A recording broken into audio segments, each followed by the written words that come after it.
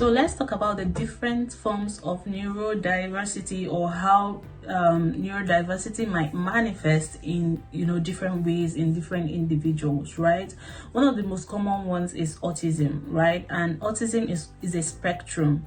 And what we mean by a spectrum is that it doesn't show up in a particular way. You can't say this is how autism shows up and to this degree, right? It can be very less severe in some individuals, and very high severe and different expression in other individuals. But one common thing about autism is that it has to do with social communication. People who have autism have a different way of engaging socially, a different way of showing up socially, a different way of relating socially. For some of them, they don't like being in a crowded place. They don't like engaging with people. They don't make eye contact.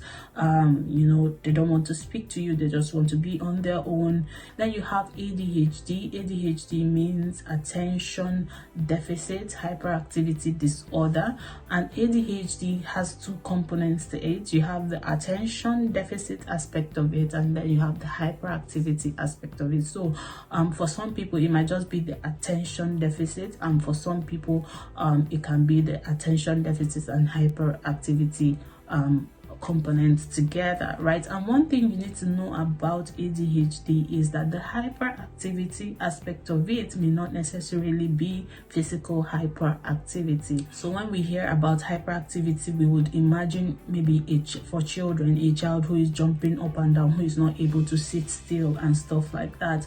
For some people, it might be a mental hyperactivity where their brain is not able to stop. So they have a brain that is constantly thinking and processing information, not able to stay still, mentally, not physically. And I have to point this out because research has shown that most people miss diagnosis for ADHD, especially girls, because of this perception that hyperactivity has to be physical. Then you have dyslexia. Dyslexia means difficulty with reading, recognizing letters, calling out information. You have dyspraxia, difficulty with writing, dyscalculia, difficulty with mathematics. Because for instance, if a child is dyslexic and you're constantly bashing them for not being able to read, what can they do about it? They don't have any capacity to help themselves,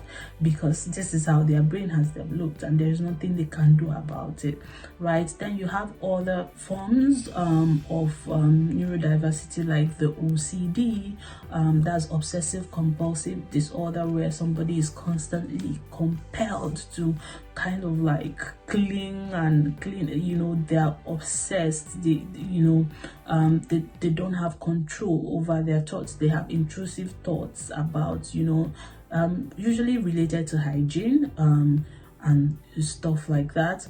Then you have the bipolar disorder, where this person is happy one minute and the next minute they're in the other extreme of their emotions, and sometimes, or most times, or every time, they don't have control over these things. It has to, it just shows up because of the way that their brain works, right? Then some of the extreme cases, you have the Down syndrome, right? Then you have epilepsy as well, right? Epilepsy has been categorized as a resultant effect of neurodiversity, right? So these are some of the forms or the expressions of neurodiversity, and I hope that this has informed you, and this will help you help yourself and help someone around you.